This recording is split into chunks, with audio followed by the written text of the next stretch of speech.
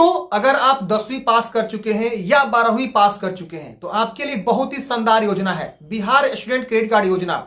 अगर आप 10वीं पास कर चुके हैं या 12वीं पास कर चुके हैं और चाह रहे हैं कोई बड़ा जो है हायर एजुकेशन करना, तो उसके लिए आपके पास पैसे नहीं है, आपके आर्थिक स्थिति सही नहीं है, फैमिली सपोर्ट नहीं कर रहा है, तो आप निश्चिंत रहिए, ये आपका सपना पूरा हो सकता है स्टूडेंट क्रेडिट कार्ड योजना के तहत। जी हाँ दोस्तों, मान लीजिए आप 10वीं पास कर चुके हैं, अब चाह रहे हैं डिप्लोमा करना, 3 वर्ष वाला डिप्लोमा होता है, या और कोई भी कोर्स करना जो बड़ा पैसा लग रहा है, तो सरकार आपको 4 लाख रुपए तक का जो स्टूडेंट क्रेडिट कार्ड योजना देगी। या आप 12वीं पास हैं और चाह रहे हैं बीटेक करना, बीबीए करना, बीसीए करना, मतलब ऐसे तमाम कोर्स का लिस्ट है, उसमें से जो भी कोर्स आप करना चाहते हैं तो उसके लिए सरकार आपको जो है ना क्रेडिट कार्ड योजना के तहत आपको 4 लाख रुपए देने वाली है।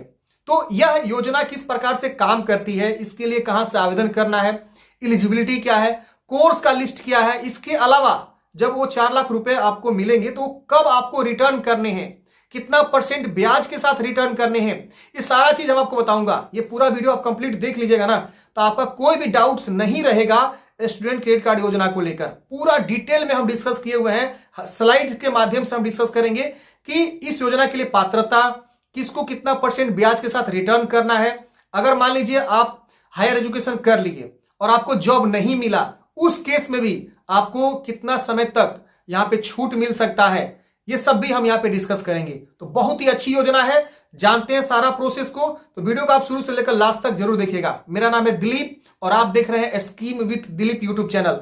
अगर वीडियो अच्छा लगे तो प्लीज एक लाइक कर दीजिएगा और अपने दोस्तों को भी जरूर शेयर कर दीजिएगा। तो चलिए ले चलते हैं अपने कंप्यूटर स्क्रीन पे और बताते हैं सभी इंफॉर्मेशन को।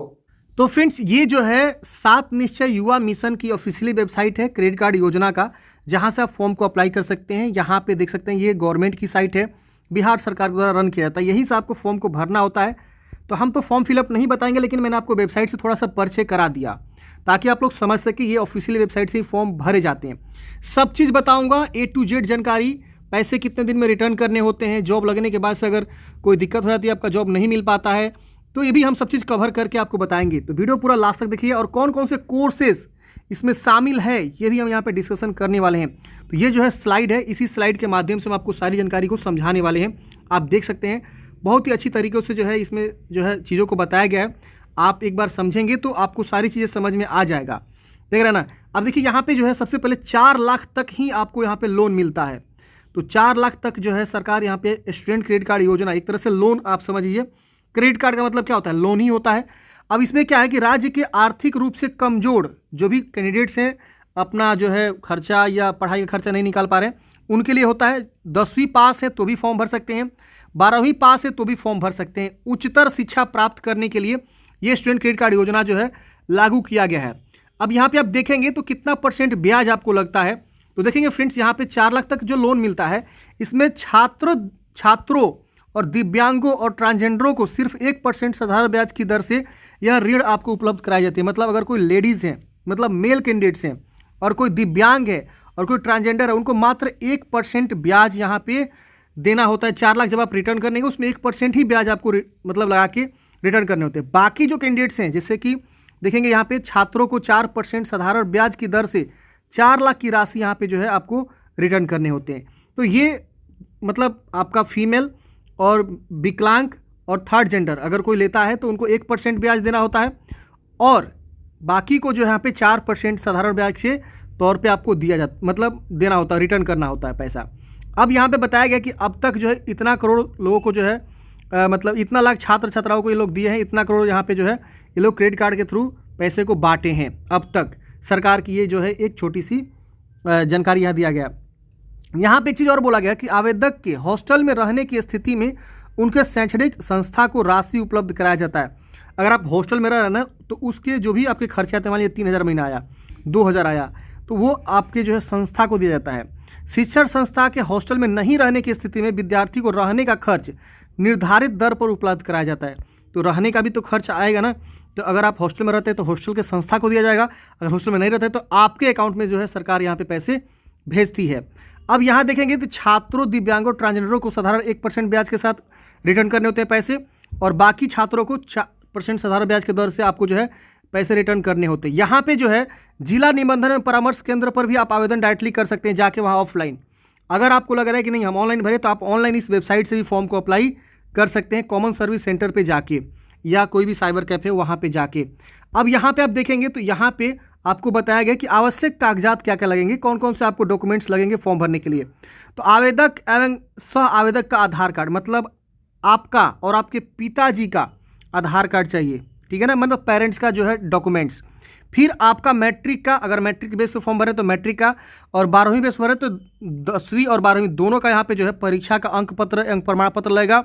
बैंक पासबुक की छाया प्रति, बैंक पासबुक का फोटो कॉपी चाहिए।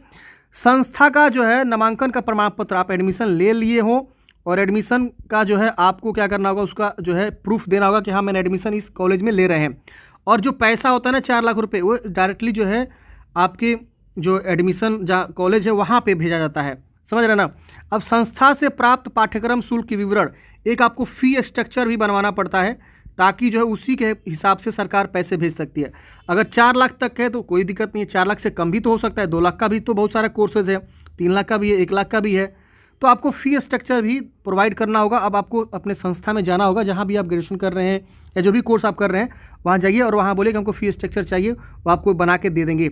आवेदक और आपके पिता का पासपोर्ट साइज फोटोग्राफ और आवासीय प्रमाण पत्र यहाँ पे आपको लगेंगे, यानी निवास प्रमाण पत्र आपको यहाँ पे देना होगा। अब ये सबसे इंपॉर्टेंट बातें हैं। देखिए आपको तो 4 लाख सरकार रुपए दे देगी, ठीक है, क्या गारंटी आपको जॉब होगा कि नहीं होगा। तो यहाँ पे ये है कि जॉब न होने की स्थिति में एक शपथ पत्र बनाकर आप लोन जमा करने की अवधि 6 माह तक बढ़ा सकते हैं। तो एक अफिडेविट आपको देना होगा सरकार को कि मैं लोन जो है जमा करने में असक्षम हूँ, मेरा जॉब नहीं हो पाया है। तो आपको 6 माह तक सरकार क्या करेगी ना, और जो है डेट एक्सटेंड कर देगी आपके, मतलब पढ़ाई ख़त्म होने के जस्ट बाद। अब जो यहाँ पे आपका यहाँ पे देखेंगे तो यहाँ पे और जानकारी बताया गया है कि 2 लाख तक लोन 60 आसान किस्तों में आपको मिले। अगर आपका 2 लाख तक का लोन होता है तो ये आपको ना 60 किस्तों में आपको रिटर्न करने होते हैं। अगर आपका जो है 4 लाख तक लोन होता है तो 84 किस्तों में आपको रिटर्न करने होते हैं। तो देख रहे हैं ना कितना लंबा यहाँ पे समय आपको मिल रहा है रिटर्न करने के लिए। तो ये सबसे अच्छी बात है। अब यहाँ पे आप देखेंगे तो इसमें आप तकनीकी पाठ्यक्रम, BA, BSc इंजीनियरिंग, MBBS प्रबंधन जैसे कोर्स कर सकते हैं, जैसे BBA जैसे कोर्स हो गया। तो अभी हम बताएंगे ये सब जो है पाठ्यक्रम आप कहाँ से खोजेंगे, कौन कौन सा पाठ्यक्रम शामिल है इसके अंतर्गत। ये हमने बता ही दिया कि कितना % ऋण के साथ आपको रिटर्न करने होते हैं। अब कुछ जो है अक्सर पूछे जाने वाले जो क्वेश्चन है वो आप लोग को मन में हमेशा बना रहता है, जैसे स्टूडेंट क्रेडिट कार्ड योजना क्या है। इस योजना के तहत आर्थिक रूप से कमजोर परिवार के छात्र छात्राओं को उच्च शिक्षा प्राप्त करने के लिए बिहार सरकार 4 लाख तक ऋण उपलब्ध कराया जाता है। आवेदन का यहाँ पे बोला गया कि ये आवेदन का लिंक है, आप यहीं से फॉर्म को अप्लाई करेंगे। यहाँ पे बोला गया है कि स्टूडेंट क्रेडिट कार्ड योजना में लगने वाला फी स्ट्रक्चर क्या होता है।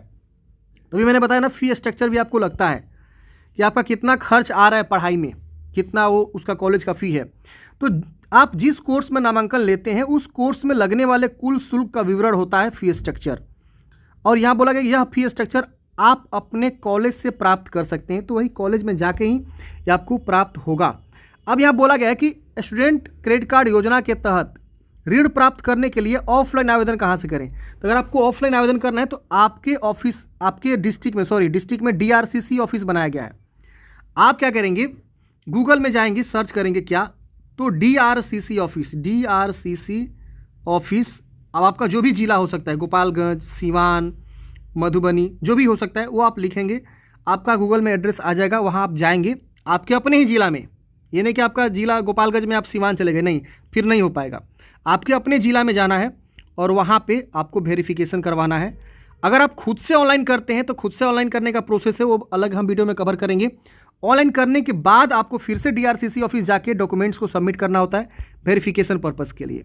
तो ये होता है। स्टूडेंट क्रेडिट कार्ड योजना के तहत ऋण प्राप्त करने के लिए ऑनलाइन आवेदन कैसे करें, तो ये वेबसाइट है, इनका जो है बताया गया है। अब यहाँ बोला गया है कि इस योजना का लाभ कौन कौन ले सकता है। तो छात्र छात्राएं जो पैसे की कमी के कारण उच्च शिक्षा प्राप्त नहीं कर पाते हैं वो इस योजना का लाभ ले सकते हैं। ऋण प्राप्त कर स्नातक करने की अधिकतम उम्र सीमा 25 वर्ष और स्नातकोत्तर करने की अधिकतम सीमा 30 वर्ष तक है। तो यहाँ पे निर्धारित भी किया गया 25 वर्ष से ज़्यादा हो चुका है तो आप फिर ग्रेजुएशन नहीं कर पाएंगे और आपको नहीं मिलेगा। 30 वर्ष से ज़्यादा हो जाएगा तो फिर आपको यहाँ पे PG के लिए लोन यहाँ पे नहीं मिलेगा, स्टूडेंट क्रेडिट कार्ड नहीं मिलेगा। तो यहाँ पे अगर कोई ग्रेजुएशन पास कर लिया है, मान लीजिए अपने पैसे से, और चाह रहा है PG करना, तो PG भी वो कर सकता है, इसमें भी उनको स्टूडेंट क्रेडिट कार्ड योजना का लाभ मिल सकता है। ठीक है। अब यहाँ पे आप देखेंगे तो बोला गया कि डॉक्यूमेंट्स क्या लगेंगे, तो मैंने आपको ये चीज़ ऑलरेडी पहले ही कवर किया हुआ है।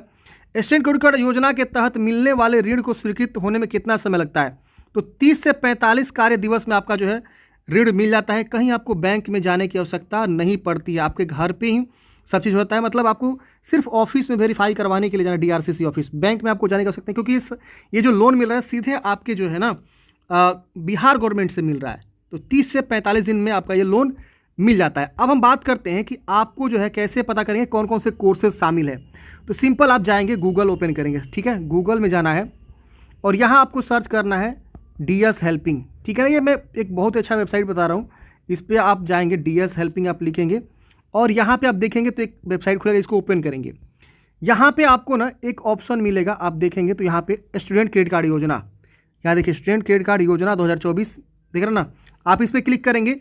यहाँ पे आपको ना स्कूल का लिस्ट, सॉरी कोर्सेज़ का लिस्ट मिल जाएगा। मतलब क्या, ये कोर्सेज़ जो है आप यहाँ पे कर सकते हैं इसके तहत, मतलब ये सब कोर्सेज़ के लिए आप स्टूडेंट क्रेडिट कार्ड का जो है अप्लाई कर सकते हैं। यहाँ पे सारा कोर्सेज़ को लिस्ट कर दिया गया है, 42 तरह का कोर्सेज़ यहाँ पे दिया गया है। इसमें जो भी कोर्स आप करना चाहते हैं वो आप कर सकते हैं स्टूडेंट क्रेडिट कार्ड योजना के बेस पे।